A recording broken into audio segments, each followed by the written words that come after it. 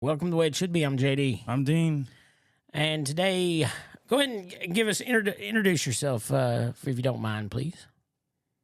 All right. I'm Morgan Calhoun, and I live down in West Houston. I am a mom of three and a wife to one. My husband was in the military for a number of years, and he served three combat tours, one in Iraq and two in Afghanistan, and we've been together for going on 2 decades now.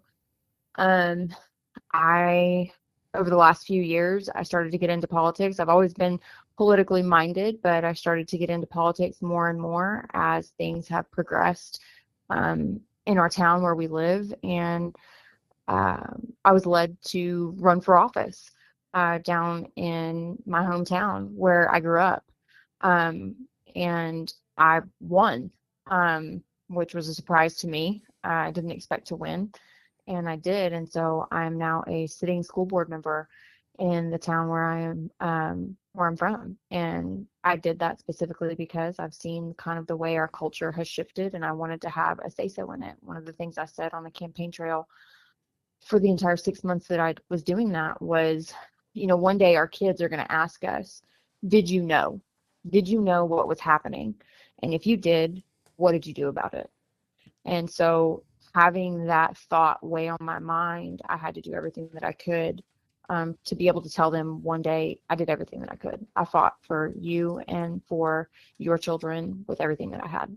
And so that's just kind of a short version of who I am and where I'm at right now in my life. So that's it.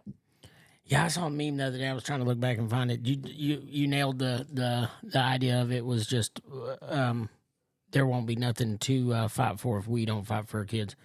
Yeah, that's Yeah. 100% I true. mean, yeah, and you see it so much now, and not to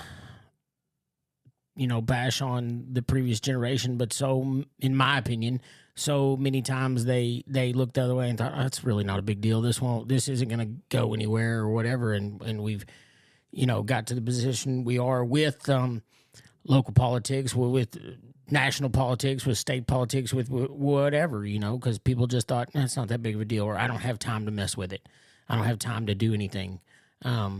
Someone else will make it better. So it's, it's good to see people kind of stepping up. So was there a moment that, or I guess what was the moment where you were like, yeah, I'm gonna run for office?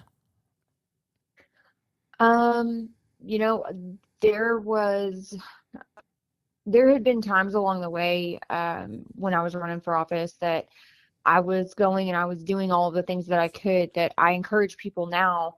As I sit in office, I encourage people to do the things that I was doing then, which was going and talking to your elected officials and being vocal and standing up for what you believe in and writing the emails, making the phone calls, speaking before the boards, and doing all of the things. And I was encouraging people to do that, or I was doing all of those things, and now I encourage people to do the same thing, because when I was doing it, it felt like nobody else was. There were a few that were, but the vast majority of people have just been so silent for so long. Um, and I just couldn't do that. I couldn't do that anymore again. And because I just looked around and I was like, nobody's saying anything. Nobody's defending the ones that need the most defense, which are our children. And if nobody's going to do it, then I guess I'll do it. Now, that's not to say that I flippantly ran for office. I definitely didn't. I prayed a lot about it. And I know everybody says that right before you go and you talk to somebody, you're like, well, what did you do when you were preparing to run for office? It's like, oh, well, God told me to do it. And so I decided, okay, I'm going to do it. I argued a lot with God. That is kind of my nature, to be somewhat argumentative. And God is no exception to that. And so when I felt like that this is what I was being led to do, there was resistance on my part of like, one, I'm extremely selfish in this. and the demand on my time to run for office and from my family was so much so that I knew what I was getting into, and I was like, I'm not into that. No, thank you. And it would not stop. Like that push to you kind of feel it in your gut of like, no, we're going to do this. This is what you need to do. This is your next step. And I relented.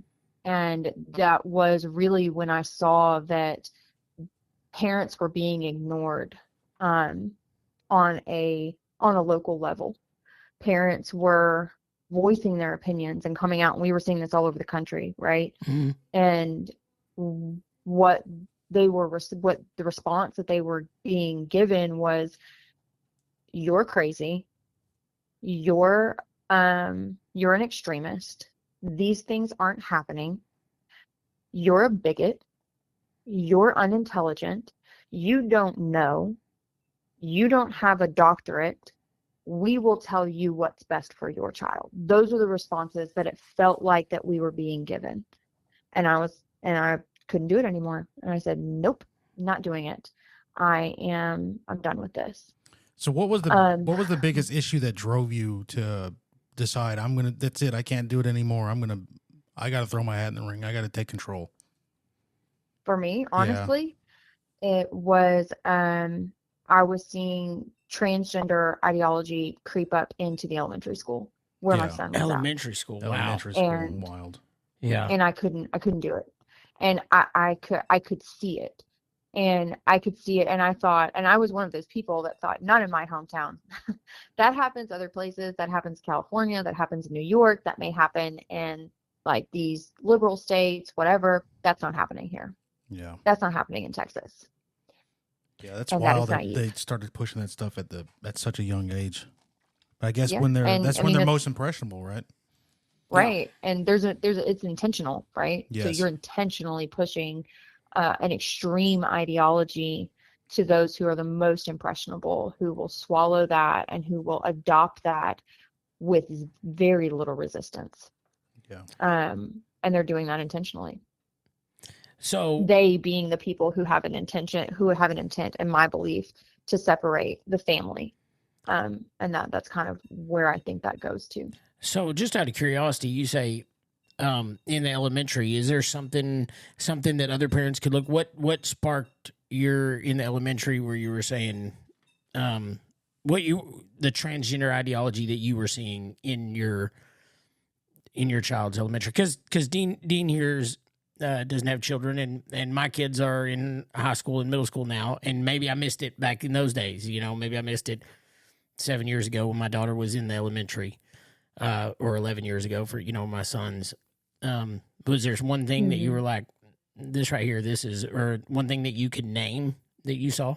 Yeah, there was. During COVID, really, we were all given a kind of like a microscope or like a magnifying glass into what was going on inside of our kids' school. And for better or for worse, whatever COVID brought on, the silver lining in that is that if you were willing to just pay even the smallest amount of attention to what was going on inside of your kid's school, I guarantee that you probably learned something that you weren't completely crazy about, that you didn't know was happening. And for me, that is what I found out. My son's school had, they were still doing teacher training, and the school districts will facilitate teacher training for their teachers throughout the year, continuing education courses, and there's nothing wrong with that. Like, all of that's fine. And I had been following a lot of these things about what was going on in Twitter, and some of the things I was following were on my kid's elementary school page. And I just randomly one day happened to think, you know what?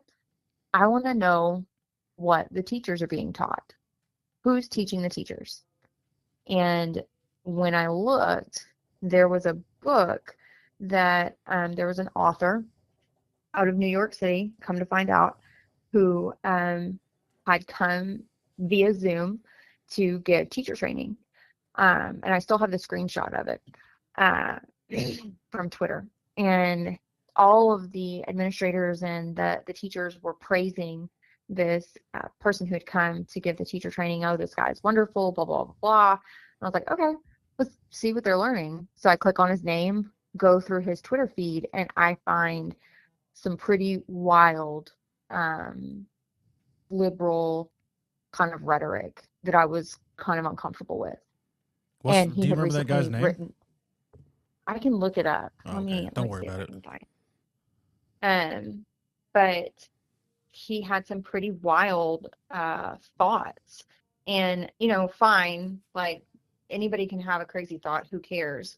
But I can't find it right now. I'll have to send it to you. Okay. And once we get off here, and I'll send it to you because I still have it. And it was just a lot of Yeah, if you could, and we'll put that in terms of racism. If you could send us, does that make sense? Yeah, if you could send us that guy's name, and then when we go through, For sure, we'll put it in the name or the book title, and we'll put it in the and this was a couple years ago, right? So, but I'm sure there's some schools that's still out there. That book's probably still out there. Yeah, and so it's kind of like insidious in the way that these things kind of filter in. That's kind of the point, right? Like it's not going to be overtly in your face. So I did a little bit of digging, and I look into his book that he's just published, and he's selling, and he's going on, and he's teaching all of these teachers, and I'm sure this guy is super smart, and that's great. But I was like, okay, let me see about this book. And then I happened to find a podcast that he was on that was a 2-hour podcast to where he went and described his entire book. And I was like, great, I don't even have to read it. The author's going to sit here and tell me what he wrote about. This is fantastic. I don't even have to do that. That's awesome. It's straight from the horse's mouth. Basically, what this guy wrote this book about was diversity, equity, and inclusion, to the point to which on the onset you say, well, of course we want diversity in our schools. Of course we want our kids to learn how to work with people who think differently and who look differently. But, okay, fine. Equity, of course we want everybody to have the equal access to things. Of course we want that. Inclusion, of course we want everybody to be included. On the onset, all of those things sound great until you start looking into it. And where it took a turn is when the podcast that he went on was called Nice White Parents. Okay, well, what is that about? Yeah. Essentially, it's about how white parents are the reason why minority students are disadvantaged in public education. And I'm like, wait a minute. What is this? What are you talking about? And because I have 2 sons who are white. Right. My daughter is white. My husband is white, blonde hair, blue eyes, white boy. And I'm like, okay, I'm a little uncomfortable with this. And they go on to frame this out to where the way that you do DEI, or diversity, equity, and inclusion, is that you bring this into the classroom in such a way that you basically level all of the playing field out, because your white students are going to be given an advantage over everyone else specifically because of their race, because it is a prejudice system that is ingrained into it. So is this where we get stuff like this is where we get stuff like math is racist? And have you seen that? Yeah, I've seen some of it. I haven't ever paid much attention. Yeah. I mean, I've heard that and paid much attention to it. I've seen this, people talk about it, or I've listened to people talk about it, but I haven't dove into deep. Yeah. I haven't dove into super deep about the math is racist thing because it's insane to me. Right. But like, some of these things, like I'll do a deep dive into, and others I'm just like, I can't even with that today. Like I can't even, because all of this essentially is meant to divide. And that's the thing that frustrates me the most, is all of it is meant to divide us as people, as Americans, and to then essentially put it's us versus them. And who wins in that? And then you teach that to my children to where they are the them that people are against. That's insane. Yeah. So all of that to answer the essential question of like, was there a tipping point, or what got me into the point to where I'm at? Well, it was that. And it was just a culmination of all of this, to where I'm seeing this guy write this book about diversity, equity, and inclusion, how white people are basically the antithesis of everything that is good, and they are the reason why everything is bad and everything. And then it gets even worse, because then he retweets a stock image of another person on Twitter, which Twitter is a cesspool, or X at the time is just a cesspool of nonsense. Yes. But people will say ultimately what they're unafraid to say to your face on there.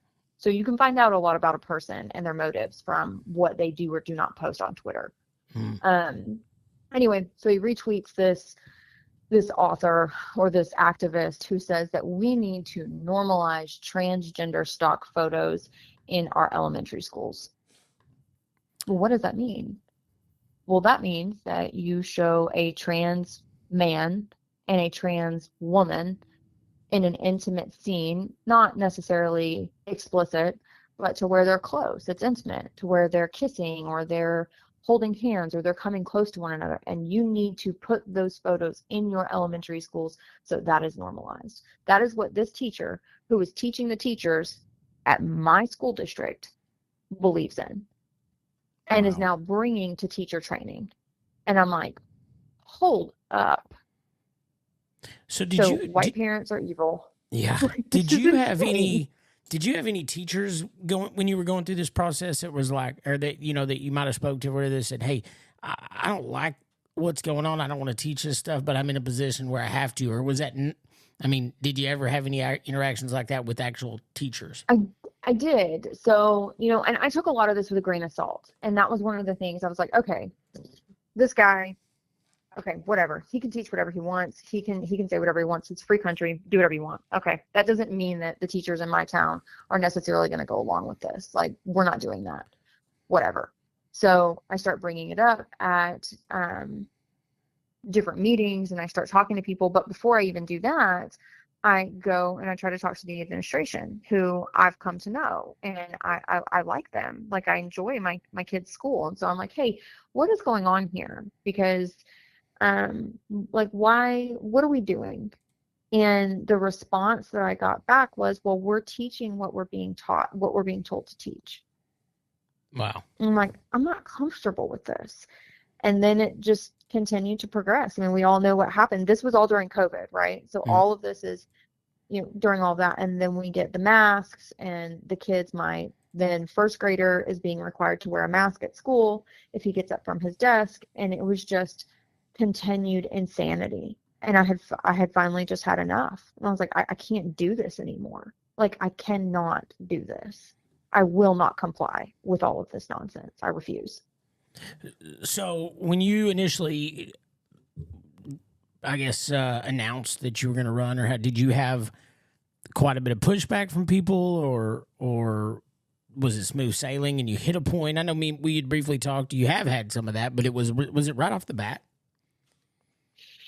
No, there were some people that are kind of entrenched in the community that weren't completely crazy about somebody necessarily not in, we'll say, for better or worse, the good old boy system of like, well, you didn't really kiss the ring to come and do this. You didn't really bend the knee, so we're not actually going to support you. Like, yeah, but you're one of those crazy people, so we're not actually going to back you. We're not going to publicly go against you, but we're definitely not going to publicly be for you. Yeah. And I'm like, okay, that's fine. But I had a significant amount of support from my family and from friends and community members who weren't so public, and people who were noticing the same things that I was. And they were willing to come back behind me and say, hey, you know how to speak about this. We don't want to, but you will. So we're willing to back you. And it was overwhelming. I won my particular seat there were two other women who ran with me. So it was a 3-person race for my particular seat. And I won by over 50%. Oh, wow. That's significant. Yeah, it was significant. It was a landslide victory. Yeah. The two other people in the race. For sure. So I don't know about how it went for you there, but I know we recently here in my town kind of had an issue where I don't know all the particulars of it, but I would say that the lady that she saw some of the same stuff, and I know they immediately really pushed, and we're a smaller area than when you're in, but they immediately pushed this person's a crazy. Now it didn't work in the long run because I don't remember what the percent. I think she was probably up around the 50% as well when she won her spot. So it didn't work, but I mean, they really drug her name. Some of the people in the community, some of the people that had been around here for a long time, and kind of maybe the same deal as far as you didn't put your time in going to 10 years worth of school board meetings and this and that to run for that position. And of course it didn't matter in the long run because she won. I mean, overwhelmingly won. But I know there was a lot of mudslinging as that went on with her. I mean, just anything and everything they could. And I think she even pulled her children out of the school, the public school here, and then that was used against her. That her kids so didn't even go. I actually did the same. I did the same before I actually ran for office. So after I had started to see kind of the writing on the wall, I pulled my kids from our district, and I said, and this is before I was even thinking about running for office. I was just like, I can't do this. And it was a really hard thing for me because we're part of the community that I graduated high school from. So like I have friends of mine who we all went to school together, and it's weird, right? When you live in a small town like that and everybody kind of goes away for college or for whatever they do after high school, and then you start to somehow gravitate back towards the center. It's this weird gravitational pull thing that happens in a small town sometimes. And my husband graduated from the same high school. So the whole reason that we wanted to move back to our hometown was so that we could raise our kids where we grew up. And we were in this community of people. And so it was very difficult for me to make that decision because I knew that this was not going to look like what I had wanted it to look like. And it was kind of heartbreaking, to be honest. And there are still days that I struggle with it because I still, like I said, I still have friends. And it's weird when you see people that you went to high school with and they have kids and it's like miniature versions of them. And it's very odd. So I wanted that for my kids. I wanted them to have that sense of community, and they weren't going to get it in that same way that I had envisioned. Yeah, so we did move them from that public school system.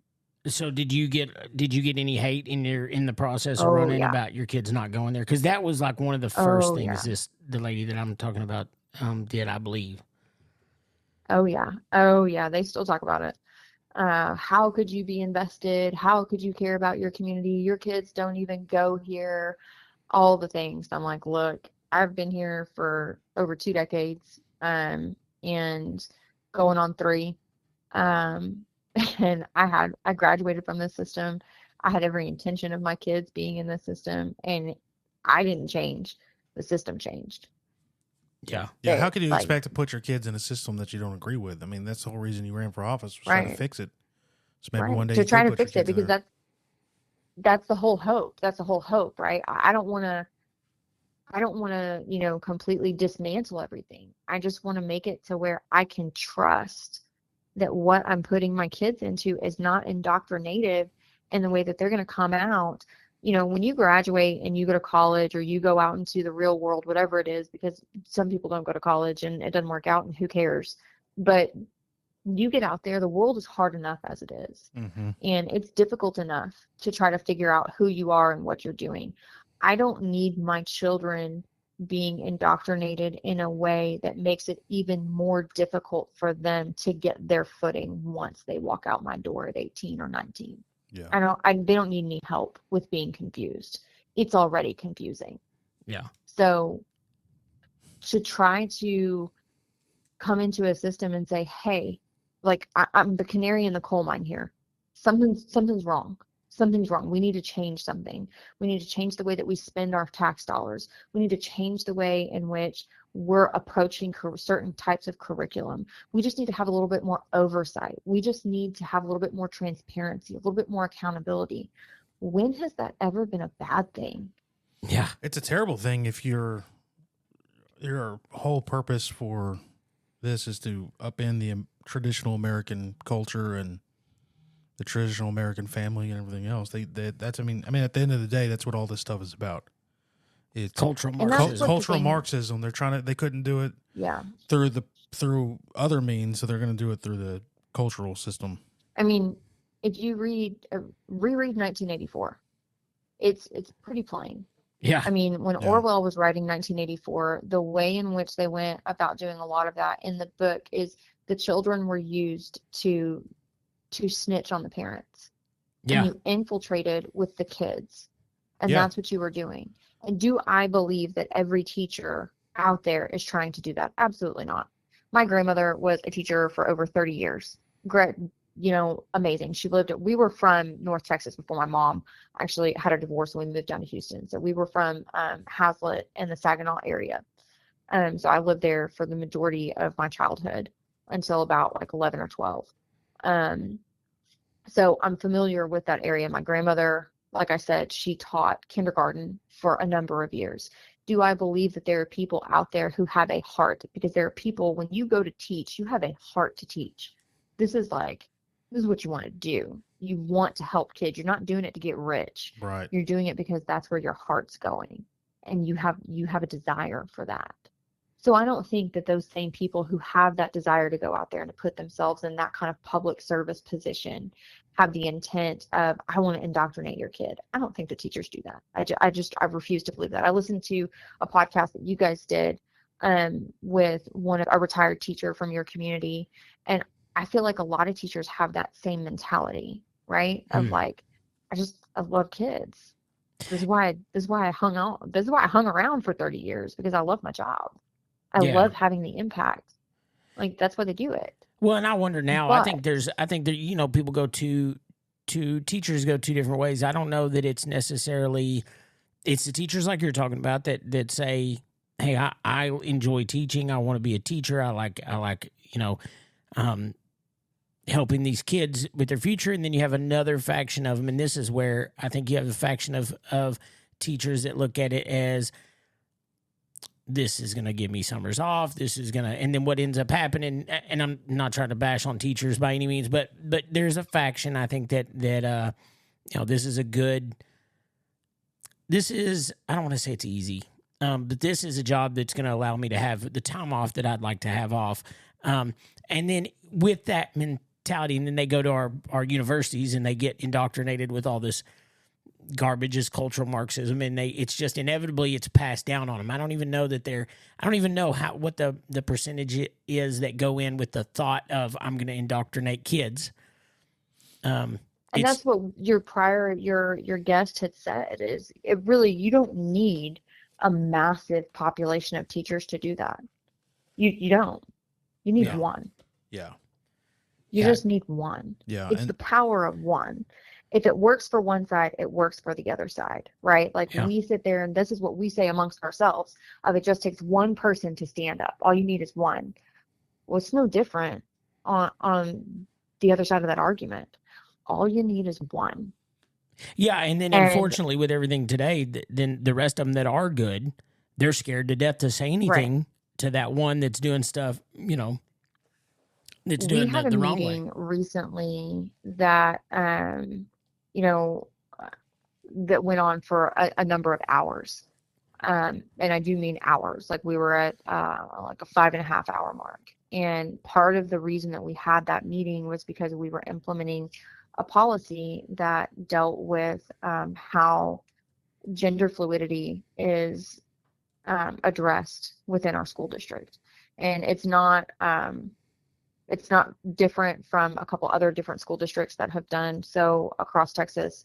But in that policy, we had a public comment that happened, and it was some of the most vile, aggressive, nasty commentary made at public officials that I have seen. And I was there, and they talked to me. They called me out by name, and they said what a homophobic, racist, bigot, white, Christian, nationalist, Nazi, pig, awful human being I was for about 5.5 hours. That sounds like a lot of fun. It's part of the job. It was part of the job. And that's kind of the thing of I've had people be like, "Are you okay? Are you okay?" And I'm like, "I'm tired." Like after the meeting, I was like, "Man, I'm tired." But this is part of it. This is part of it when you sign up to be in the public eye. This is what you sign up for. In 2023, this is what you're signing up for. Yeah. Just be prepared to be called all of the things that are not true and that could not be further from the truth, and be prepared to be lied about. Be prepared to be talked about in the most nasty ways that you possibly can think of. And you better be ready for it, because it's coming. And so Yeah. I knew that was going to happen. It is what it is. It doesn't make any of it true. So they can say whatever they want. It's fine. So what do you think are the biggest challenges that are that you're facing in not just your school district, but in school districts everywhere right now? I think right now we're having a hard time. Spending is completely out of control. And I think that is not just a national thing. I think that is a local issue. Local in your town, local is in your state, and nationally. And that thought process drips from the top down, right? Mm-hmm. Yeah, for sure. But beyond that, that's not just your school. That is a cultural habit that we have somehow built. We didn't need inflation to spend more money. We have built this kind of ideology amongst ourselves that I have to have the newest, the best, the greatest, the most expensive, and I have to have it now. I don't have the money for it. That's fine. That's what that piece of plastic is for. Yeah. Easy credit. Who cares about the interest rate? Yeah, it's easy credit. I mean, I don't know if you guys have watched some of the stuff. I've seen a couple videos flying around online, and they're talking to some people in a fast food restaurant. I think it was Burger King, and it was done in the late 80s, early 90s. And they were talking about when Burger King was one of the first fast food restaurants to actually start accepting credit cards for food. And they were asking the diners in the restaurant, like, how do you feel about this? What do you think about this? And the patrons were just kind of scoffing at it. And they were like, why would you charge $3 for something like that? Like, if you don't have $3, you shouldn't be eating here. Yeah. Like, that was the mentality then. $3 for a hamburger. That's crazy. Right. I just spent $18 right. on a sampler meal. That's seriously, like, go to Whataburger and feed a family of 5 and you're spending about $60. Yep. Yeah. So, I mean, but all of that to say, the idea that we charge for fast food on a credit card at that time was insane. But now we charge everything. Nobody carries cash. So why would that mentality not then be at the same level as your school district or at your local town? Why would they not have the same mentality? It's the same people. These are your neighbors. They're all using credit cards too. They're all doing all the same things. So why would they not do it in the same way with a bigger pile of money? And then before you know it, you've outspent yourself. Not all of that's the school district's fault. Some of that lays at the feet of our legislature. Not all of that's the legislature's fault. That then lays at the feet of the national, of our congressmen. And so there's a lot of blame to go around. That doesn't make it right. That just means that you have to be really, really careful about how you're spending other people's money. Yeah, for sure. Unfortunately, elected officials are not always careful about that. Yeah, they're terrible at it. Like, I'm looking at this right now. It says the U.S. national debt's $33.5 trillion. You've got $2.3 trillion in local debt and like another 1.3 trillion in state debt. That's insane. Right. That's insane. And you have your local school districts that are billions of dollars in debt. Yeah. Prosper ISD up in North Texas, and it's the one that I've used before, and I've talked to people about it because it's so bananas to me. Prosper ISD up in North Texas is asking for $2.8 billion in bond money. What? 2.8 billion. With a B. With a B. Wow. Yeah. 94 million of that is for a stadium. Wow. So it's an ISD with, I just looked it up. It has 21,700 students. Mm-hmm. And then what? How much again? 2.8 billion. Jeez. 2.8 billion. That's insane. Yeah. It's bananas. I think you hit the nail on the head though with the it's how everyone wants to, it's how everyone lives. It's how everyone lives. It's not right. We shouldn't be doing it. We can't do it. It's Unsustainable. Unsustainable. Thank you. It's unsustainable, but it is a cultural problem. And I think even to the, so we had a bond here in my town get, it didn't pass. It got shot down, but same kind of scenario. I think 889 million is what they were asking for. And what got me about it is part of the reason the school that they're building has already won some like architecture awards and stuff like that's the new high school they're building. And when you see all the rhetoric online and Facebook and everything about this, for your local pages, it's like, well, if we don't do this, they're going to be in portable buildings. I don't get why that's such a problem. Don't get me wrong. Yeah, I was. Don't get me wrong.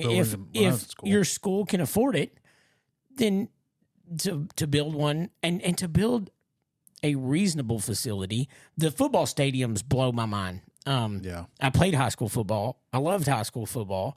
But the amount of money that's being spent on high school football stadiums, at least in Texas, I don't know how it is in other states, but is astronomical. But it's a training ground for the NFL. Apparently, that's what we're doing. That's what they think. That's what they tell you. Yeah. We're the new training ground for the NFL, which is failing as well. So yeah. Right. So that's the thing that's kind of frustrating when we look at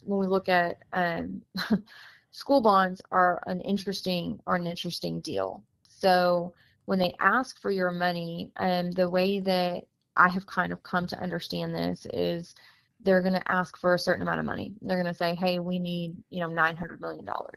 Okay, well, what does that mean? Well, that means that we take in a certain amount of money every year from your tax dollars, and we can't make that amount of money work to build schools, because the way in which school boards take in money with your property taxes, they can only spend them in certain ways, right? So you have your interest and sinking funds, and you have your operations and maintenance funds. Okay, so you have to separate those two. Well, what is your interest and sinking? It's called your INS. So what does that pay for? That pays for the interest and sinking rate that goes towards your debt. Operations and maintenance goes towards like teacher pay, salaries, healthcare, maintenance of your buildings, maintenance of your fleet vehicles, like your buses, all sorts of different things like that. So you have to separate them into two different deals. And the school boards in the state of Texas are really, really funny about how that money's spent. And only certain monies can be spent in certain ways. Well, your bond money comes out and they say, well, we don't have enough money from what we're taking in from the taxpayer, so we need you, the taxpayer, to float us.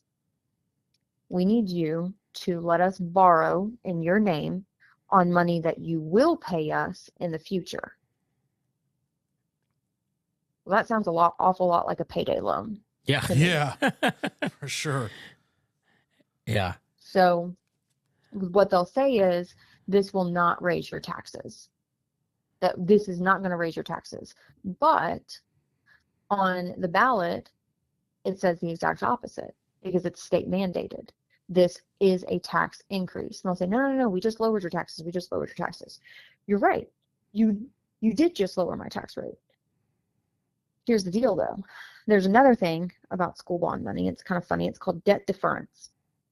And so what that means, as I have come to understand it, is when we pay back our money, and some school boards will aggressively pay back their loans, and they'll make these massive payments towards the principal and towards the interest, and they'll pay down that debt one bite at a time, like one big chunk at a time. Well, that sounds great. What's the goal here, though? Is the goal for your school board, your local school board, to get to a net zero? No, it's not. Your school board, and maybe I shouldn't say that, maybe because I don't know their intent, but when you aggressively pay down that debt by that debt deference, and then you lower the tax rate, well, then you can take that money in, you can then pay down your interest, your INS, and you can start saying, look at all this money that we did. Our debt's good. We have a good credit rating. Well, then they say, well, we want to take out more loans in your name. of the community. And we can do that because we aggressively paid down the debt. You didn't ever get to a zero, but you paid it down pretty well. So now we need more money. And then they go and take out larger loans because they paid down the debt so quickly. And then later, because we need to pay that money off, we may end up raising that tax rate. But your tax rate actually never goes to the minimum standard that it could to be making minimum payments. It always goes to be not the lowest level that you should be paying in taxes, but we'll say like a medium level that you'll be paying in taxes, so that you can aggressively pay down that debt, so that you can take out more in loans. Does that make sense? Yeah. Yeah. That's wild. So you never actually pay less in taxes. They'll lower your tax rate, yes, but will they lower it to the point to which it could be? No, they will not. Well, and that's society in general, right? That's what people do. That's what people do. You know, you upgrade. You look at this good credit I have. Let's get another credit limit Well, increase. when you pay your credit card bills and you make a big payment and then you want to make another payment, the credit card company will oftentimes say, hey, you hit your debt limit, but we saw that you made a lot of payments, so we're going to up the amount of debt limit that we can run you. Mm-hmm. Oh, so instead of $15,000, we're going to give you a $25,000 credit limit. Go ahead, spend away. Boom, we know let's you're go to good the for store. it. I need a new TV. Yeah. Sweet. I need new TVs. We want to repaint the house. We want to do X, Y, Z. Before you know it, you've accumulated a whole lot of debt, and now you've got more interest that you have to pay. Yeah. That's not actually going to that debt. The Yeah. problem is that's taxpayer money. That's your money that's going to do that. Yeah, I mean, when I say what gets me is, and you've no, but just the fiscally irresponsibility is the way I see it. Like I'm not saying I want my kids to go to school in a portable building. Although if you can't afford to build the nice new school, I guess they're going to school in a portable building. Yeah, ain't nothing wrong with that. Like, you know what I mean? Like, if learning's learning. When it comes to that, like I said, I don't want that to happen. I'm just saying, if you can't afford it, I mean, you can't afford it, you know, and that's what kind of. Well, the next question becomes, what are you getting for what you're paying for? Mm-hmm. Yeah. If you're going to charge a premium, then you expect a premium. Then you expect a premium product. I'm not paying for an Escalade and getting a Kia. Yeah. Does that make sense? Oh, absolutely. Like, if I'm going to pay for an Escalade, I want an Escalade. That's what I want. Yeah. Yeah. Okay. So if I'm going to pay that, then I expect to get that. Yeah. There was a. Well, what are you getting? When I was a kid in high school, we had a really crappy football team. But we also had portable buildings we were in because they were remodeling the high school. But we also didn't have enough textbooks, so everybody had to share books because there wasn't enough books. But they were able to get a bond passed where they could get $1 million. You know, this is 20-something years ago. They got $1 million to build a new football stadium, but they didn't allocate any money for. There's no money for the books. I'm sitting there sharing books with people. We're having to copy the chapter so that we go home and read it. We're copying it by hand. And I was like, how can you justify spending money on football but not on the books? It's a weird thing because today's books or yesterday's books is today's Chromebook. Yeah. Yeah. It's today's laptop. And so we're having to make this argument with parents, and it's a hard one, and I don't really know where I'm falling on it. For a long time, I've been very anti-technology because I think that our kids are just so I mean, you've seen, if your kids are on technology, you know what I'm talking about, when they get in the screen. And it's the same thing that adults do, but it's almost like on hyperdrive, on steroids with kids. Yeah. You can't even speak to them because the brain stimulus overload just goes wild when they start looking at a screen. Yeah. And so it concerns me that our kids are on screens as much as they are, and that there's this seeming push for more screens inside of our elementary schools or our junior highs or high schools. And I'm like, dude, they already have enough screens. Like, can we just do not? Can we just go without it? But do we then put our kids at a disadvantage when they go on later on? Are we putting them at a disadvantage? Because the rest of the world is doing this. Well, the rest of the world is saying, yeah, we're giving our kids this technology. Yeah, I mean, I think we're already putting kids at disadvantage when it comes to like the lack of, and it may not be this everywhere in my experience, the lack of like even vocational stuff, the lack of because like you said earlier, not everyone's going to college. If someone would have paid, if I would have had a full ride at 18 when I graduated high school, I still wouldn't have a degree right now at that point in time, because college was not for me at that time. I wish, looking back, Right. that there was some more. So I think we're already putting, because it seems to me, in my opinion, that college is one of the only things pushed at the levels, and then at the high school level. And then if you're not, well, then you're just almost wrote off. Yeah. And Maybe that's the not thing, everywhere.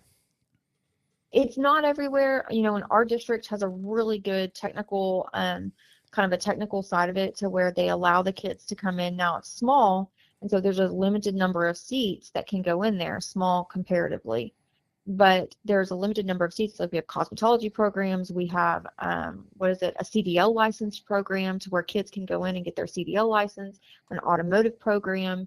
They have an audio and visual program. They have like a bazillion and different programs that your juniors, they have a construction program, which was amazing. They can that's basically cool. learn how to repair like refrigerators and kind of these level jobs that most kids aren't going to say, yeah, I want to be a plumber when they come out of high school. Yet, a plumber can make pretty dang good money There's if a you bunch can get of out of high school yeah. and you already know what you're doing, Yeah. right? Yep. Yeah. Well, they have these programs that are there, and that is the kind of thing that I'm like, yes, takes my tax dollars for that.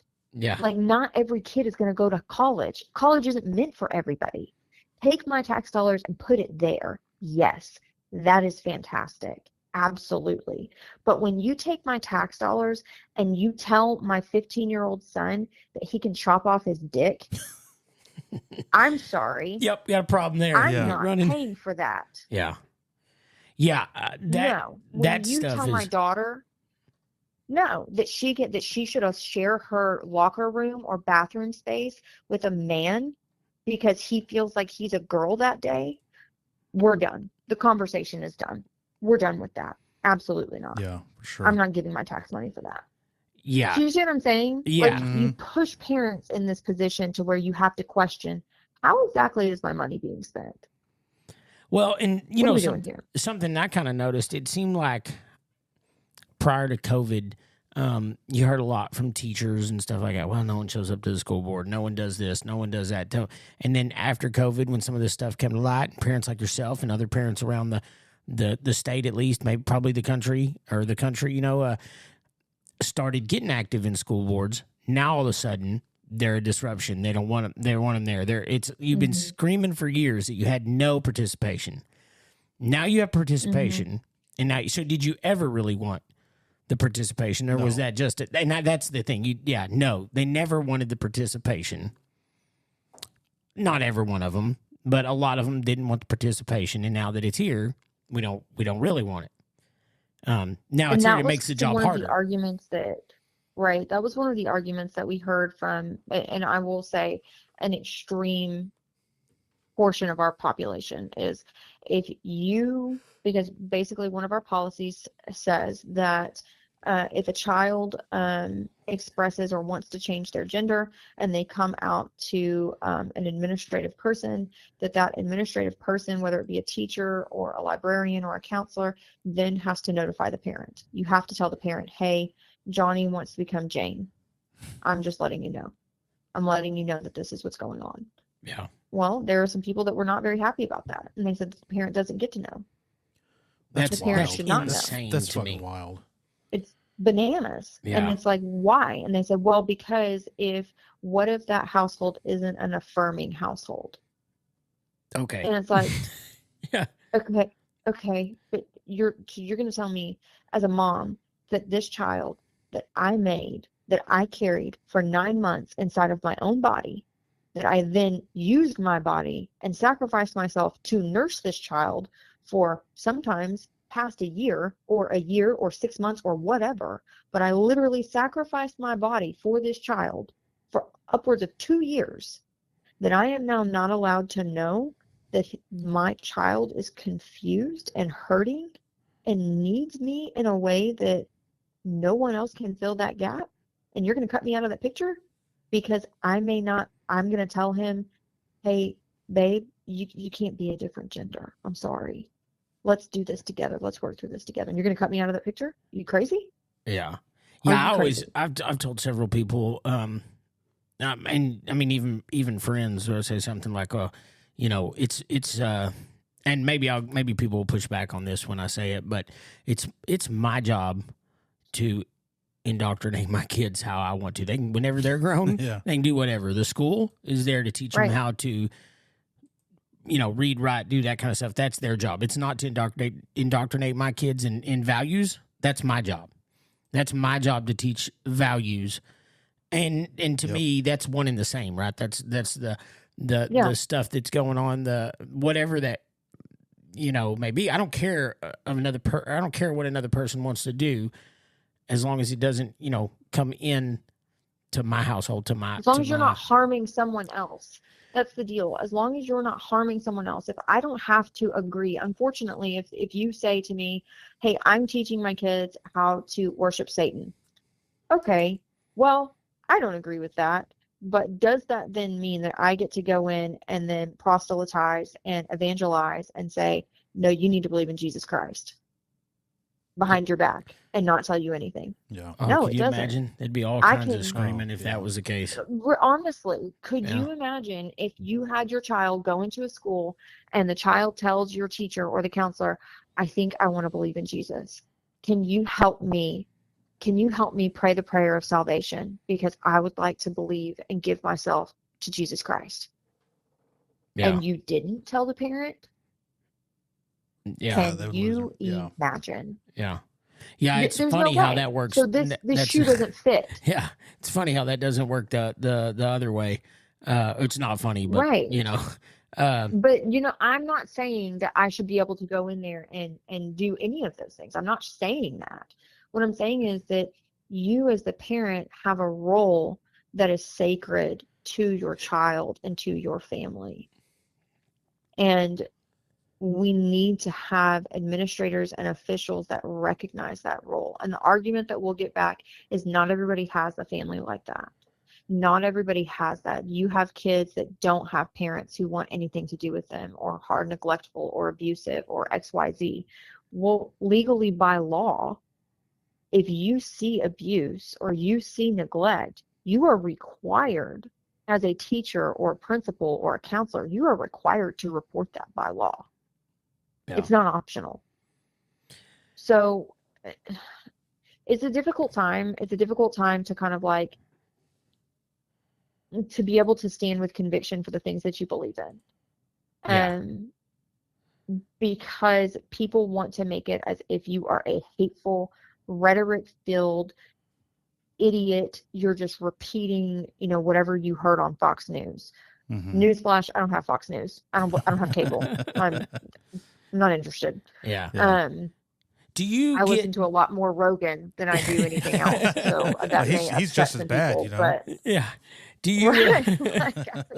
do you he's super right wing. Yeah, super duper. super right wing eating mushrooms on his show. Yeah. No, I Right, get you hear it all the time. exactly. But do you get teachers that come to you or that have reached out to you and said thank you for going against the or for going for standing up for these policies? Do you ever see that in the background All the time. all the time? They're quiet. They are quiet, and they don't want any blowback. They don't want any notoriety. They don't want any publicity. They don't want anything. And I completely understand that. And I totally get it, because you have people that are terrified to say what they believe in. And I get it. And there are more people that believe in what we're talking about, just common sense. This isn't a right wing or a left wing thing. This is just common sense, man. Yeah. That's all I'm asking for. So I'm just asking for some common sense. do you think the majority of the teachers are against these people are pushing, the transgender ideology and the DEI stuff? I think that, yeah, I do. I think that the majority of the teachers just want to teach. I think they want the politics out of the classroom. I don't think that they want left-wing politics. I don't think they want right-wing politics. I don't think they want any of it. I think they just want to teach. I think they want their planning periods to where they can plan out their lessons. I think they want more free time to be able to actually do what they need to do inside of the classroom. I think they want to worry less about standardized testing, and I think they want to be paid a little bit more to actually not have to have a second job. That's what I think teachers want. I think teachers just want to be left the hell alone. Yeah, so they can do their job. The whole reason they went to school was to teach. And yes. Yeah. So what do you think? What do you think should be done about the radical teachers that are in there trying to push this stuff on kids? It's policy is only as good as its implementation. Mm-hmm. So I can write policy all day long, and we can vote on it and pass it and pursue it. But if it's not implemented, then it doesn't matter. It's not worth the paper that it's written on. Right. So if you don't have people in leadership positions that are willing to hold, we'll say, a radical accountable and say, hey, I understand that you believe this, but you cannot do this inside of this classroom. You cannot. If you're going to break this policy, then there are consequences to that. I don't get to, as a board member or any board member for that matter across the state of Texas, because I'm speaking kind of as a board member, kind of not right now. So as that person, you don't get to decide what the implementation looks like. All you get to do is say, hey, this is policy. I wrote the policy. Now you follow it. So how you follow it is up to you. So you guys, as a school board, you can't bring a principal or somebody like that in there and say, hey, this is the policy that we've laid out for you. Why aren't you following it? No. Really? No, we cannot. Wow. Nope. Okay. That is up to your administration. So we set the policy, and where it goes beyond that is up to your administrative level. Wow, that's crazy. What the implementation looks like. It's a check and balance system, right? And yeah, so because then you ultimately else. Because you ultimately could, as a board, could opt to fire that administrator if they haven't upheld the policy. I would think that would be the way you want it, though. Is good for the gander here, right? Well, yes and no, because it would be great, if you want to, go and fire some radical teacher, okay, fine. But what about when you have people that are on the board that aren't so conservative minded or who aren't so rational minded, and they say, hey, you're talking about things that we're not completely crazy about. You're talking about American exceptionalism and capitalism and the free market. I don't like that. You should be fired. Oh, yeah, that's a good point. Why can't they do that? You know what I'm saying? It has to be this check and balance system, and teachers have to be able to teach in a way that encourages critical thinking, and that can get messy sometimes. And so a teacher needs to know that they're going to be protected and that their speech is going to be protected in a way that it's not abusive speech, but it's going to be protected inside of their classroom, that they are helping to cultivate minds to think. And that can get messy, especially as you get older. And so I understand why these teachers need this protection. I get it. And you're always going to have people that abuse systems. So that's just human nature. Just something that popped in mind when you said that, because I think I look at things a little bit different. I feel like it's the teacher's position to present the information, and it's my job as a parent to teach my children how to think. Is that correct?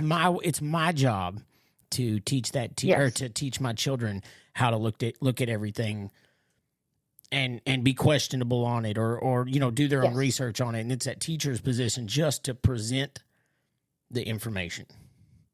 That's perfect. Yes. It's really a facilitation. So the teacher facilitates, the parent helps to drill that down and to see what this looks like in practice. But in order to do that, you have to have engaged parents. Yeah, exactly. This is something that we are struggling with, again, as a culture of the engagement of our parents is not quite what we thought it was. COVID did. There are a lot of parents that stepped up and said, hey, what the hell is going on? I'm not crazy about this. And then we kind of got a little complacent. And it's like, okay, well, that's done. So we're good. Well, now what? Yeah. And so if you don't have parents, I've told this to some people before, to some friends of mine before, of like, guys, look, I can do my part from where I sit and what I do, but me as a private citizen, has more power than any kind of position that I'll hold in any kind of elected office. Because if you can get private citizens to say, hey, we're not going to do this, and they push, there's so much more power in the voice of a private citizen than there is in just some politician who's just running their mouth. Yeah. And maybe this is harsh of me to say it this way, because I don't know. I understand that there are parents that aren't active in their or that aren't paying attention to what what's going on and I don't feel like it's the school boards. I'm just gonna say, I guess I don't care if that's I don't care. I'm taking mine, and until we get a whole kind of mentality as a country, for personal responsibility, that's my big thing. We are lacking personal responsibility as a nation.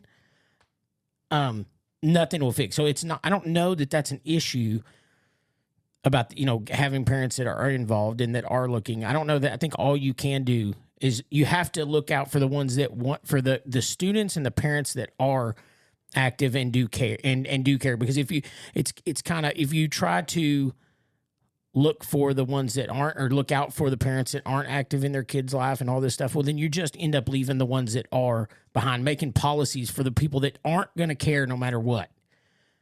Does that make sense what I'm saying? Yeah. So you can't, any elected official cannot go and force people to care. You cannot force people to care. You cannot force people to engage. You cannot force people to get their rearing gear. You can't. You can lead a horse to water, but you can't make it drink. And that's just short and sweet of it. And some parents just don't want to. Some parents are like, dude, I am sending you to school. It is 8.5 hours out of the day. I am not going to have to worry about you for this amount of time. Get out of here. Like, I don't want to help you with your homework, which, I mean, you could have good and bad about homework. Like, honestly, they're there for 8.5 hours out of the day. What in the world are you bringing homework for? Yeah. Like, why are you bringing this home? Like, dude, we're not about this life.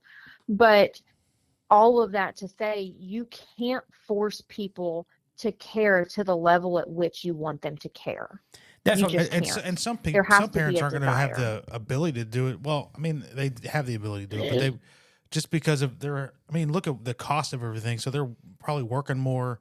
No joke. So they might want to. They might just not have the time to put exactly. the They're effort exhausted. into their kids. Yeah.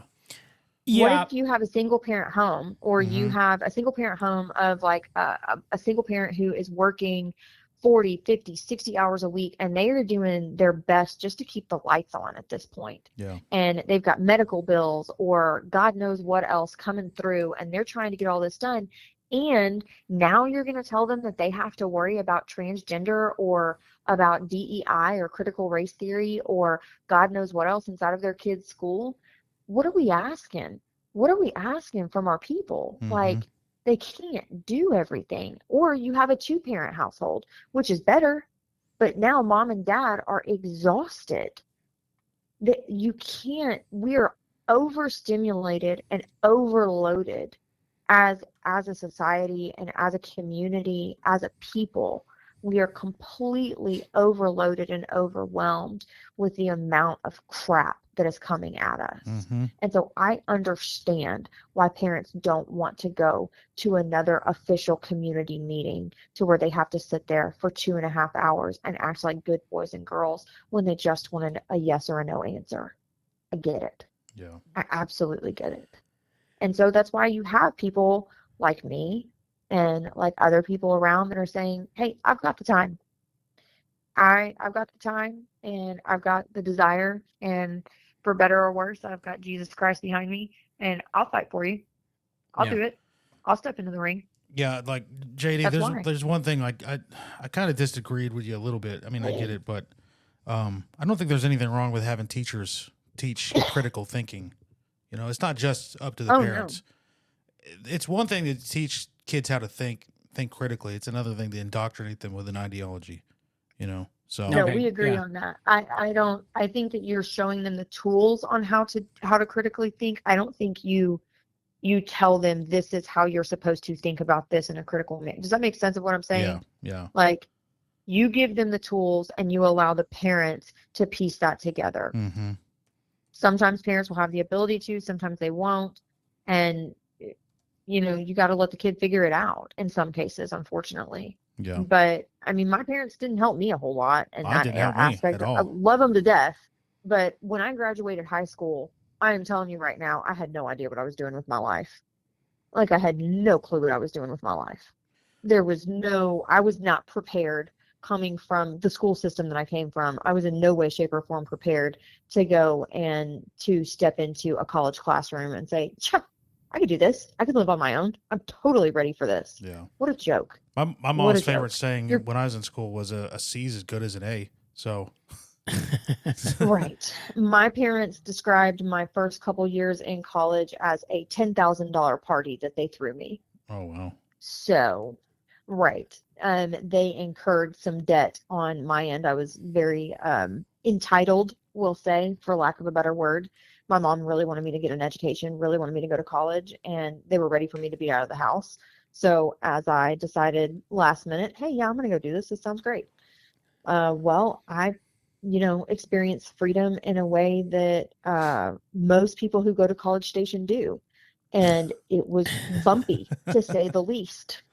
Yeah. The best thing that came out of College Station was that's where I met my husband.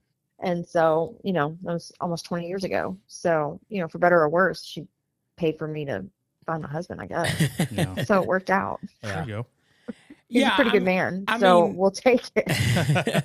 Yeah, I get what both of you are saying, and I don't disagree. I guess what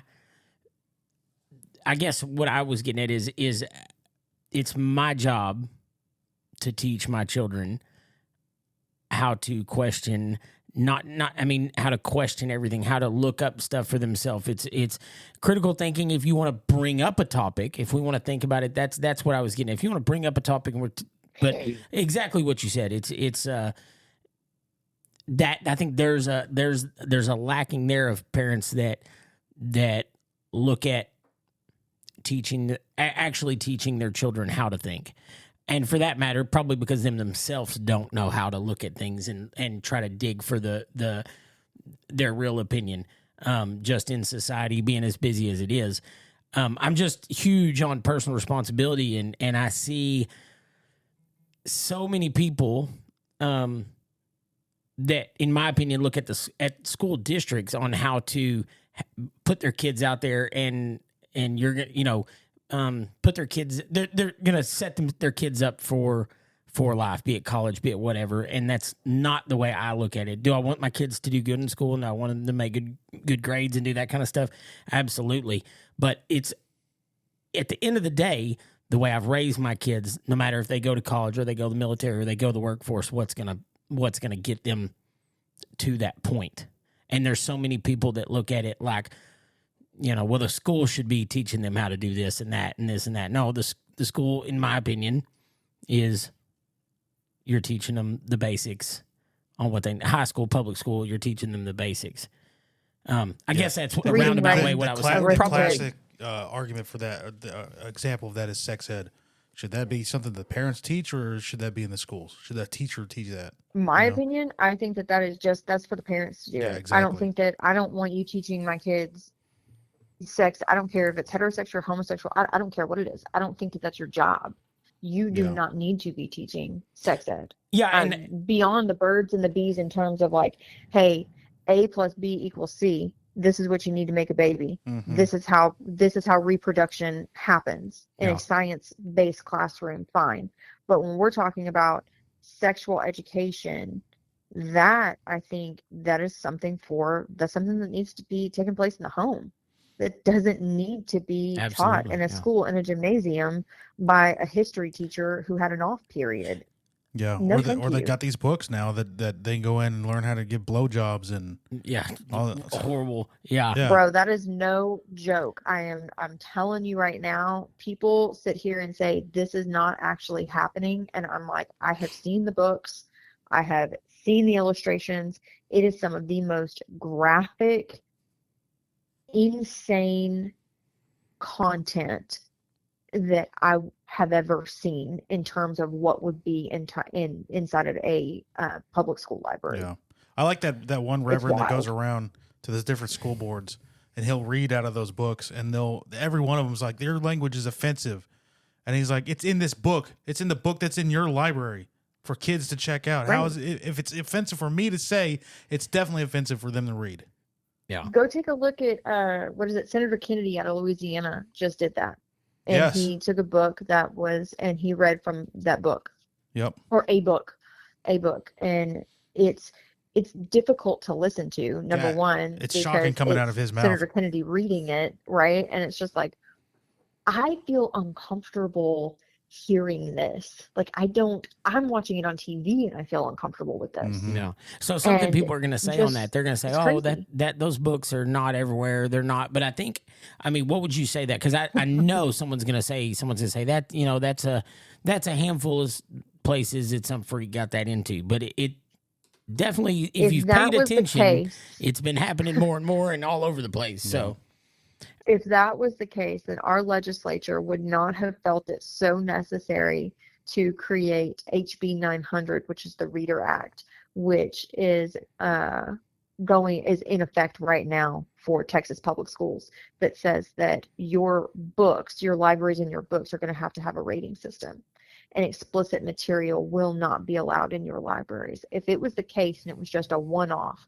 in every one library out of like 200, it wouldn't be that big of a deal. So let me ask you But this the question. legislature took it so seriously that they had to create a law.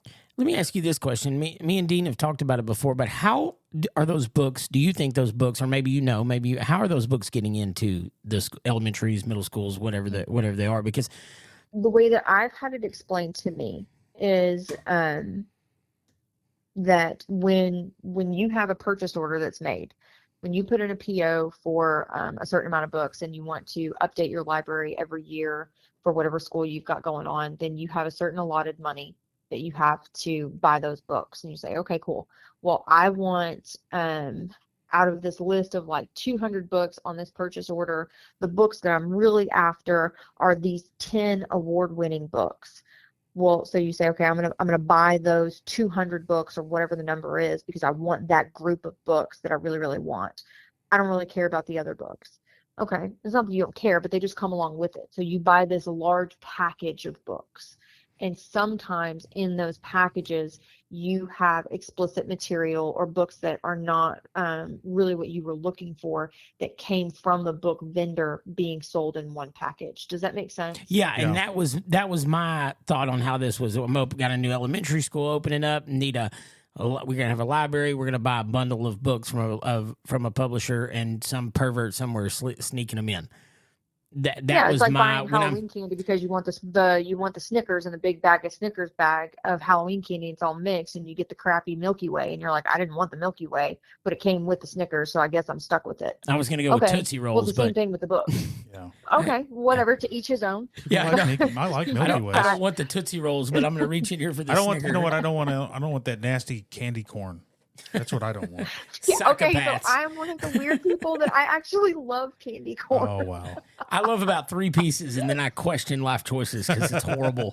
But So I'm super weird, but that's essentially what you're doing. That's what you're doing. That's how I've had it explained to me, is that they're buying these large groupings of books, and some of the stuff that gets in there is the candy corn, and you're like, nah, I'm not completely crazy about that, but it's here, and I didn't even know it was here. Yeah. Now, and that was my the thought, because I argument just can't against see. that- I can't see. I mean, at this point, probably hundreds of schools have that. It's been made public that they're out there, and I'm sure there's a lot more that still haven't been found yet, and there's a lot more that whatever the case may be. But I just can't picture if you pulled every librarian in this country, and some of these books have illustrations of pedophilia, and you were like, would you allow this book in your library? I just can't imagine any significant number of people working in that. Even some of your most extreme, like the pedophilia stuff, seems to be. the pedophilia seems to be quite a bit, but what I will say is there are organizations like the American Library Association and organizations similar to that they push those specific books. Maybe not pedophilia, but they may push ideologically driven books that most people, especially in Texas, would say, I'm not comfortable with that. And they say, well, we are. And we think your children need to be exposed to this. So wild. You're dumb, we're smart, put it in your library. You're uneducated, you're uncultured, you're all of these things, you're a bigot. Yeah. Put this in your library because we're trying to help your child not to be like you. Yeah, and I have it's okay. cultural Marxism is what it is what it is. And I have no doubt that those I'm just trying to like, if I was thinking of a librarian, and maybe I'm thinking of a librarian of the late 90s when I was in elementary school, but think of a librarian, like you see that and like, there's no way that you're going to, allow that in there. So when I'm thinking of a librarian sitting there, when we were talking, like, how does this even happen? I was like, it's got to be some kind of bundle of books that they're getting and they're sliding those in there. Yes. Because, So now you are supposed to have, or some places will have, some administrative person who's supposed to vet those books. So every book that comes in your library has to be cataloged, has to be vetted, has to be gone through. And so you are supposed to have some kind of vetting process. Does that happen? I don't know.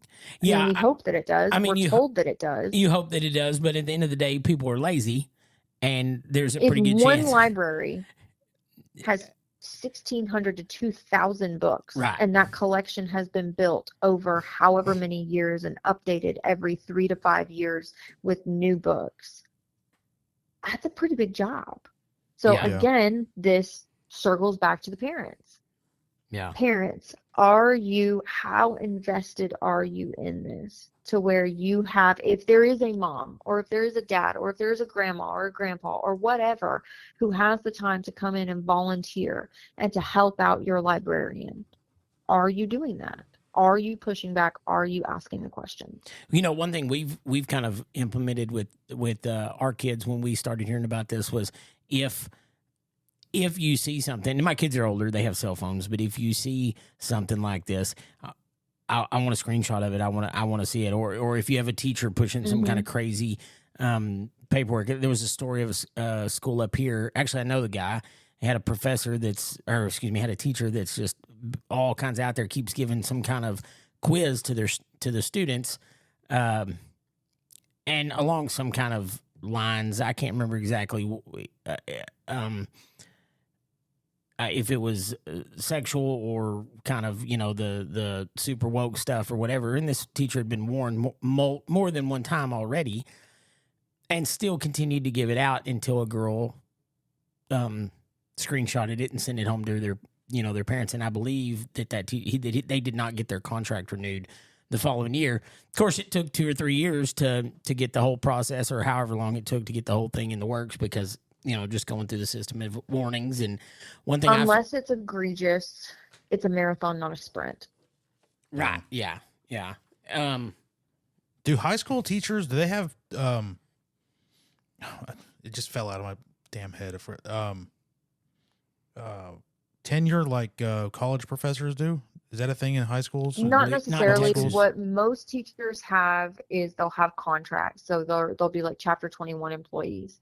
So where they're contracted for a year or 2 years at a time, and during that contracted period, it's very difficult to remove that teacher. That's the protection that I'm talking about. When you have a teacher that comes in and they have a little bit of protection, in order to remove that teacher, you have to go through a grievance process, and that grievance process then has to continue to go through to where you say, hey, we're no longer. Unless it's something like a sexual assault, or like something, like I said, something egregious to where you were firing that person on the spot. Because what can then happen is, if you do that and it breaks that person's contract and it was not to that level, you can then end up having to pay that teacher for the remainder of their contract. Yeah. Yeah, I know. So you pay out that contract.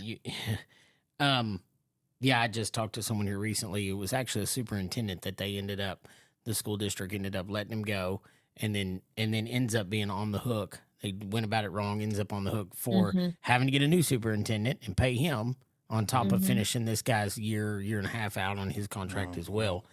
So it happens more often than you would think. I think probably in some cases it's probably better to get rid of that person than pay that.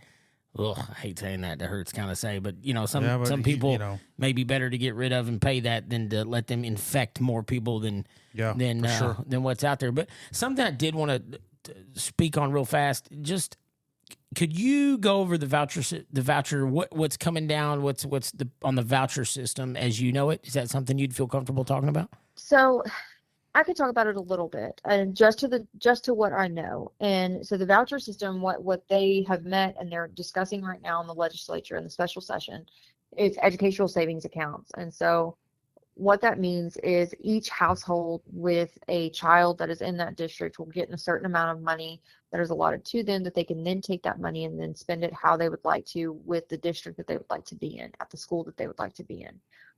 Okay, that sounds good on the onset, right? Because it kind of creates competition. It kind of creates accountability to where, are you doing what you said you would do? And if you're not, then we'll take our money and we'll go somewhere else. Mm-hmm. So like you say, in terms of like with a public school system, you say, hey, we want to live here in our community. We don't want to move. We don't want to go to a different district, but we do want to go to the private school down the road. So we're going to take the money that we would then pay to our taxes, and we're going to apply that money to private school tuition. Okay, sounds good. Until, depending on how the law is written, and we don't know, but depending on how that law is written, does that private school now have to abide by state government mandates on what they are or are not teaching, how they are teaching it, what they are teaching? Do homeschool families then to have to abide by that same mandate of, if you are going to take this subsidy money, basically what it could be, you now have to come under the same regulations that our public schools do, which a lot of times when people leave a public school system for homeschool or elsewhere, it's because they don't want to abide by X, Y, or Z. They don't want to be under the thumb of some kind of governmental whatever for one reason or the other. Well, if you take that money, what does that mean?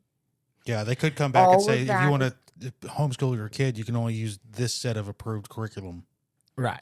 Which I have heard. Right. I've actually got some opinions from people I know that are pretty active in the homeschool, world, and they say most of the families they know say, we won't take any of that money. We're already doing this ourselves. We don't need you doing it. And I think there's a disconnect there with the voucher system. To me, should just be public schools and charter schools. You can and not. Or at least to start with, maybe we'll say that to start with, just be that. And you have some private schools who are saying, I've heard this, that we don't want this. We don't want this. So we'll just raise the tuition. Yeah. Whatever you thought you were going to pay, you're not paying that. We're paying above what that little subsidy that you're going to get, or that little check that you're going to get. That's not going to us. We're going to make it to where it is cost prohibitive still for you to come here. Because they want to have autonomy. All you really need to do is just say, I mean, these savings accounts and all that, it's kind of dumb, because all you really have to do is say, look, if you don't have your kids in a public school, just don't pay the school taxes anymore. Yeah. It's interesting. It is very, very interesting, because what happens with like retirees who are paying into a public school system, they don't get an option. They don't have kids that are going to the public schools. Why do they still have to pay property tax to that level that goes to the public school system? Well, you make this whole argument of, well, it's for the greater investment of the community is the argument, right? Well, you're investing in your community. Your children are your future of your community. So that's the argument that could be made of, we want to invest in that. We want to invest in the future leaders of our community and their education. Okay, fine. But when you go to a voucher system, some people are paying into it and some people aren't. Mm-hmm. That's the brass tacks of it. So what happens then? All of it, in my opinion, is going to come down to how the law is written, and we don't know. Yeah, and it's up in the air. So that's what kind of blows my mind too, because I just don't understand why it's just a public school thing. You're going to have to pay. So you can take a person going to private school, a person homeschooling their kids. They're already paying those taxes and gaining nothing for that other than like you say the investment in the community, forced investment in the community. But we'll go into that. I guess, but just to me, just to leave it on the public school. So if school X is pissing me off, and I don't think that my child's best interest in there, will school Y right down the road, I like everything goes on there. So you make it somewhat of a. But then you run into size problems. So what happens then when the school gets so big because everybody wants their kid at school X? And now school X is completely full, and they can't take anybody else on. That's why they get the portable then buildings. What do you do? No, I mean they're getting. Right. You just have a field full of portables. Yeah. Well, Right? School X at the same time is getting. You're right. They are getting a whole bunch of students because they want to go there, and maybe there's some way to limit. It just doesn't make sense to me because if school X or school Y is doing good, and all these people want to go there, then they're getting all that money. And Right. maybe there's some way to limit. It just seems to me the easiest way to go about that. And like I said, it's a free market kind of thing, right? You're opening up the free market, and those schools that do great will do great. That's kind of the hope. That's the hope behind that. It is interesting when you look at like some of the charter schools. Some of the charter schools have said that, look, we're maxed out at X number of students, and this is where we're stopped. We're not taking on anymore. Yeah. We don't care if we don't get the money for it. We could take in more monies from the state because charter schools are still funded by the state. Right. That's a common misconception is it's a private school. It's not. And If it's that's an why I open said enrollment public charter school, it's not. Yeah, and that's why I said public school and charter schools, because I was Right. aware of that. We actually have a good friend down in y'all's area who heads up a charter school down there. But yeah, it just to me the voucher thing is being overcomplicated. Yeah, for sure. When it could be. Simplifying it would be great, and it's just going to depend on because there's a lot of different avenues that this could go down. And so people have asked me before, are you for school vouchers or are you against school vouchers? I'm like, well, I don't know. Show me the bill. Yeah. Like, Yeah. that's not really an easy question to say. It's not so much about funding public education. Let me see the bill. What does the bill say? Yeah. Because Yeah. our public schools are at a disadvantage right now. We are running as a statewide public school education system. We are running off of 2019 allotment numbers. So the money that your schools get from the state for your kids but being in the seat every day is based off of 2019 numbers. Well, we're not paying 2019 prices for anything right now. So to run and maintain these schools, it's not getting any cheaper. Yeah. I mean, to be fair, running at a higher expense. And the legislature, I just saw a thing today to where they're anticipating coming in with what were they going to recapture $18 million, another $18 billion in surplus in the state of Texas. Where's that money going? Yeah. Is it going back to the taxpayers? Is it going back to public education? I bet it is not going back to the taxpayers. If Abbott has his way, it's going to go to buses and border wall.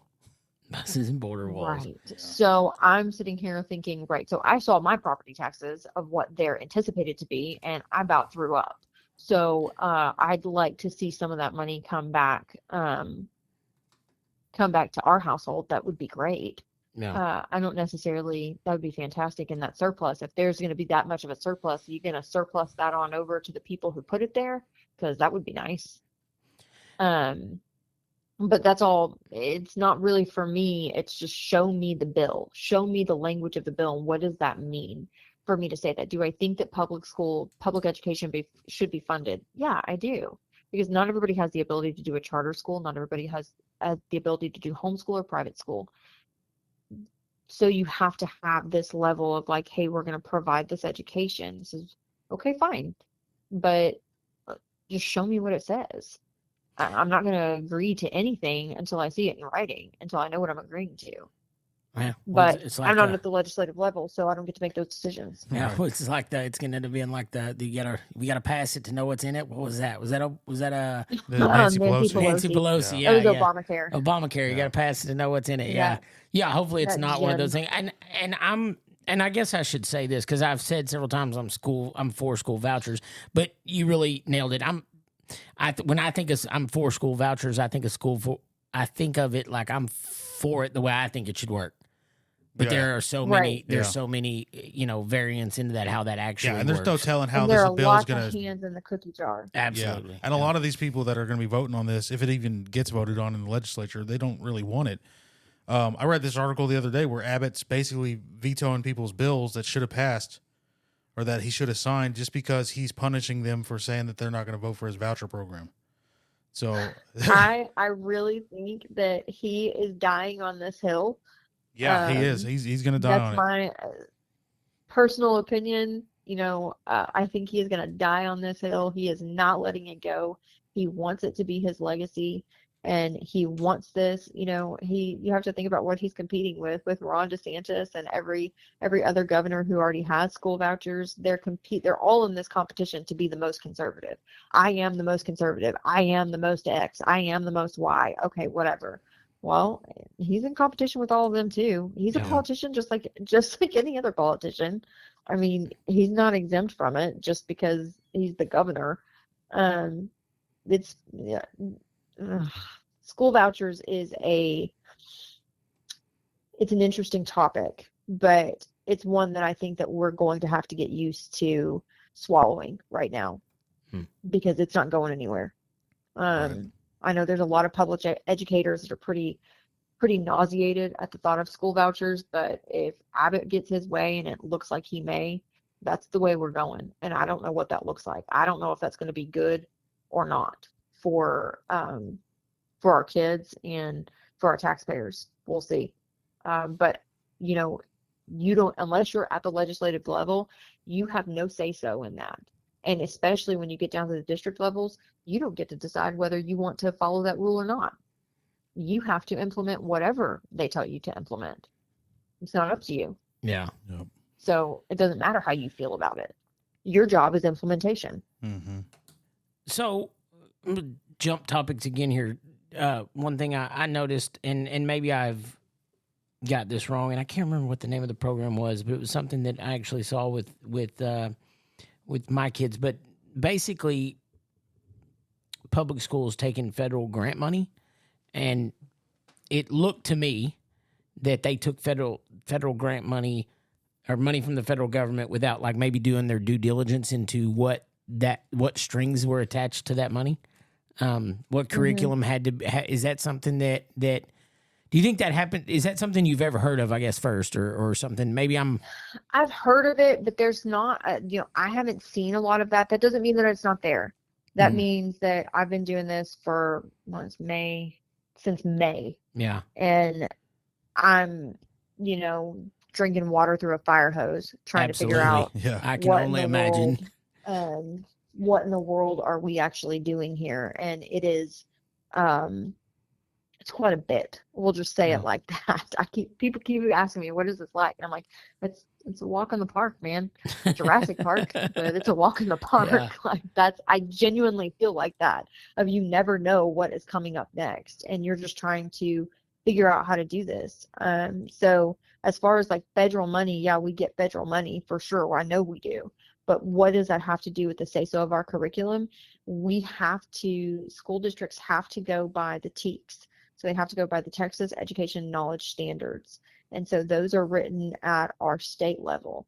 Now, where does that play? Does the federal government have a role in that? Yeah, they do, to some degree. I wish I could remember that. I think the what had come with the one that I saw was not so much maybe a curriculum, but a program that had to be taught. They showed a video a couple times a week in a homeroom or something like that, and there were some things in there that I didn't agree with. But when looked into it further, it was because of grant money that had come from the federal government. And in my opinion, probably most of the administrators didn't even agree with it. But they had, once again, in my opinion, they had taken the money without reading the fine print, kind of thing. So we did get a lot of money from, there was money that came in from the government from COVID, and those were funds that were given to us as like an emergency deal. And whether that came in through the government and then went to the state, or whether that was just given from the state, I believe that that was given from the federal government. Yeah. And I'm coming in on the tail end of that money kind of running out. So that money is now no longer going to be given. What does that mean? It was just money that could be applied to the district as because we were shut down, Yeah. and for emergency resource money. And so that came in. But, it's not, it's a fair question to ask. I don't have a good answer for it, but an assumption is there's no such thing as free money. Absolutely. There's always strings attached. Yeah. And that goes back to the voucher program. There's no such thing as free money. The government doesn't give you anything for free. Yeah. Like, there's no such thing as a handout. There's always strings attached to money. So 100%. So, man, this has been great and super informative, and hopefully in the future we can have you back on when some of this stuff. I'd love to have you back on when that voucher stuff does come out. That would be awesome.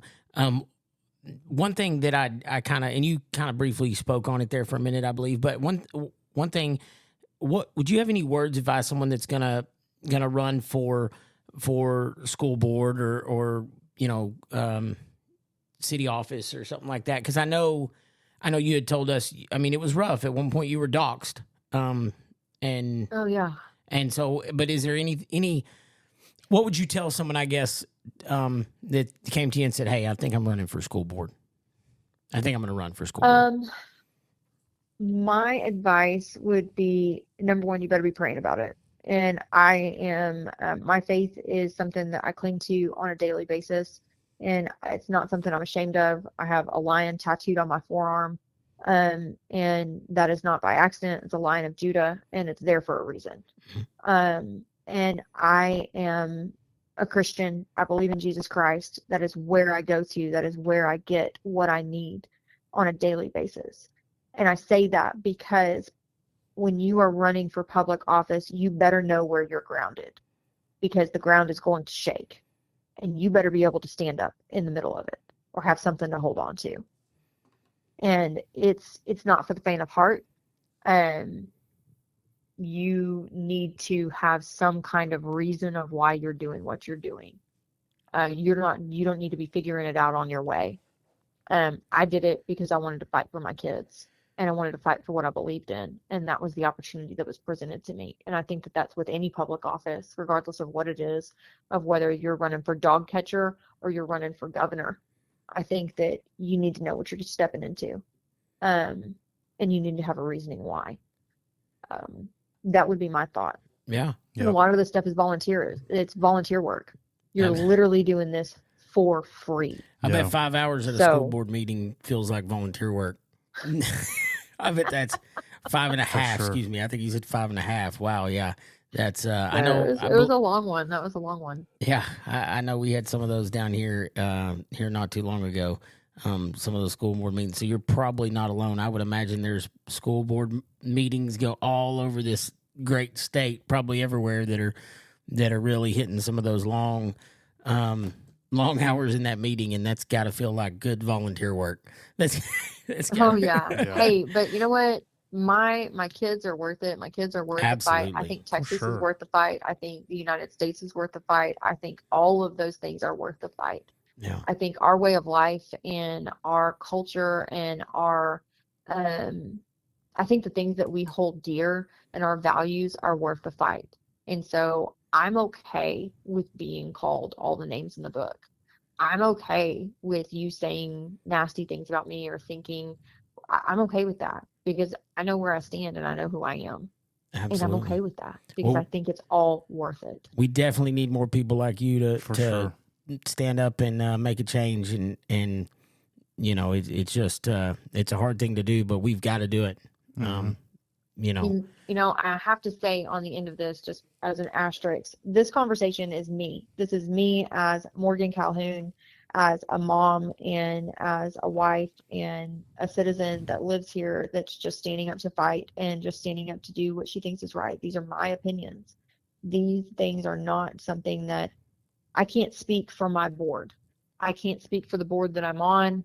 That's not my job. That's not my role. I can give my opinions and I can give my thoughts towards it, but that does not serve the purpose of saying that this is what we as a board collectively believe. Yeah. I can't do that. Yeah. There are 6 other board members there that have their own thoughts and opinions, and our president of our board is the one who can give what our collective opinion is, and he's the one that speaks for that. But this is me as Morgan Calhoun speaking to what I believe and what I know to be true. And so I have to say that. No, yeah. Morgan, I think there's a lot of parents out there that think exactly like you, and I'm glad there's people out there like you out there fighting for the kids in this state, because they've got a lot. They got powerful groups lined up against them to teach them all kinds of nonsense. Yeah, for sure. They do, but our parents, you have more power than you think you do. And my encouragement is to stand up and to use your voice, and to find like-minded people who, they don't have to believe in every single thing that you believe in, but if they're willing to stand up and fight for your kids, man, take those people with you and link arms with them, because it's going to take all of us standing up and doing it together to make an impact. And I'm proud to do it. For sure. Well, before we wrap it up, is there anything, do you have social media you'd like anyone to follow you on, or anything you'd like to plug prior, or, before we wrap this whole thing up? I have an Instagram and I have a Facebook that I use for it's my personal stuff. It has my trustee stuff on there, but it is all those thoughts and opinions and everything that I put on there are the same. It's my own. I think my Instagram, I can send them to you, and can you put it in like your show note kind of thing? Yeah. Yep. Because I don't know what they are off the top of my head, to be completely honest. Yeah, I get that. I wouldn't know either. So I have. I try to stay off of them as much as I possibly can, because it's a cancer. But I do have an Instagram and I do have a Facebook that I will regularly update with kind of like what I'm doing in our community and where we're at, what we've got coming up. So that is there. Okay. So if people want to check that out, then they absolutely can. Great. We'll be sure to put it on there. Thank you again, and hopefully once this voucher stuff comes out, we'll have you back on. Maybe we can do this again if you would, if you'd like to. So, all right, thanks. Absolutely, thank you guys. I appreciate it. Thank you, Morgan. Appreciate it. Yeah, for sure.